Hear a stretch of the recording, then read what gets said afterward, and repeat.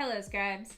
I know you're itching for some more knowledge, so today I wanted to go over something a little more on the knowledge building side and talk to you about two routes you can go when writing your script. Writing for yourself or writing for an audience. Neither of these two should compete. Most writers really often do both at some time of their career.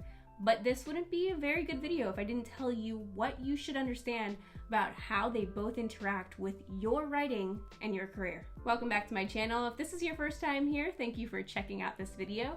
And if you like learning to build up your mentality around writing, putting in the hard work, and want to know how to learn to use this for your knowledge and create your foundation of chef's kiss writing, push that like button and subscribe so you don't miss any videos. As I mentioned before, today we're talking about writing for an audience versus writing for yourself. And you may be thinking, like, what's the difference? I am an audience, and I'm definitely writing for myself.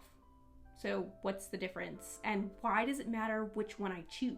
Let's start. Writing for an audience. Ultimately, we're aiming at writing for ourselves. Like, no question about that. So what does this mean, writing for an audience? They're doing this because writing for a specific audience is writing with a target audience in mind. This will inform what trends to stay away from and what not to do when writing your script, just as much as what you need to be doing to make the script a success with the audience. So when you write for an audience, you should keep in mind some things about its sellability, because it's what the industry is going to be looking at. The money it costs to make the film should reap some sort of a return. The cheaper it is to make and the more appealing it might be to audiences, the more money they're gonna throw at your writing and the more they're gonna wanna buy your concept. Some writers like to write with a budget in mind. 500 Days of Summer, for instance, was a low-budget movie at $7.5 million for its budget. It made $60.7 million. That means they profited $53.2 million. Not bad, right? You can see you have a lot to consider when writing for an audience in terms of making it affordable to produce, but keeping the story as unique as possible. Now, this isn't me telling you to shape your stories around a target demographic with a low budget and an overdone concept, because people like cars and explosions and Vin Diesel. Guilty. I really like the Fast franchise. As crazy as expensive as it was to make over the years, the very first one really wasn't that expensive to make. The purpose of telling you all this is because you should keep in mind the business side. The people who are going to be writing for television shows later on or writing assignments for the Writers Guild, you're going to maybe in the future have to consider some of these things, such as budget, and it's a really good thing to actually keep in mind when you're writing. I've known plenty of writers who have written a one-location script to get their foot in the door, and they've done pretty well with that sort of thing.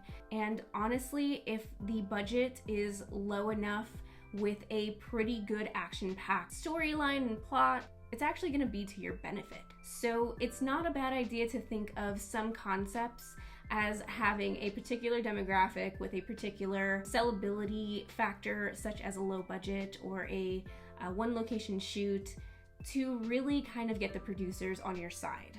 If you're a professional writer, there's some very real level that you're gonna have to please the studios by keeping this in mind. Or if you wanna write a television movie for ABC, you should know the type of script you'd have to write that sells to a family-oriented company on their specific budget. But let's get into the other side of this. Writing for yourself. Writing for yourself is exactly what you should always aim for. By this, I mean write from the heart and write something that you enjoy. This doesn't mean you don't consider an audience. Writing for yourself just means you'll have more chances to break rules, take risks, and take time writing your stuff. It's writing without the thoughts of what anyone else wants but yourself.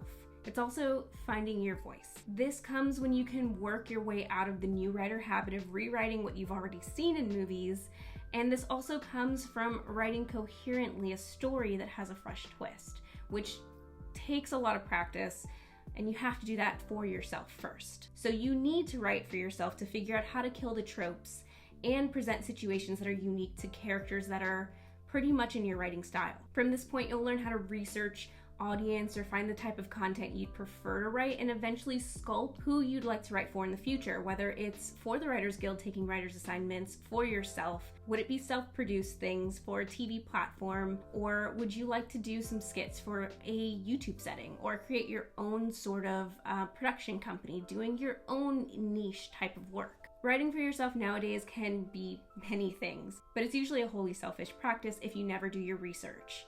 And one day you'll have to sell it, and that research is going to come in handy because you are going to be the one who's marketing yourself.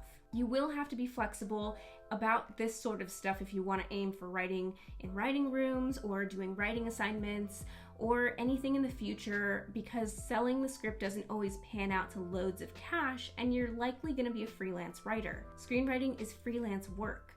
There's always another hustle happening for everyone. Even Shonda Rhimes, who created her own empire production company, Shondaland, but continues to keep working on the next project. She did this with Grey's Anatomy when she came out with Scandal, and then Bridgerton, and so on and so forth. She was always working on the next thing because she was a freelancer, and freelancers have to always be thinking about their next project and how to sell that next project. Keep in mind that when you're creating a story, you're likely already basing that idea off of something that's already got an audience. So this doesn't mean you're not already doing that. Just pay closer attention. Thanks for sticking with me, and I'll see you creative beings on the next one.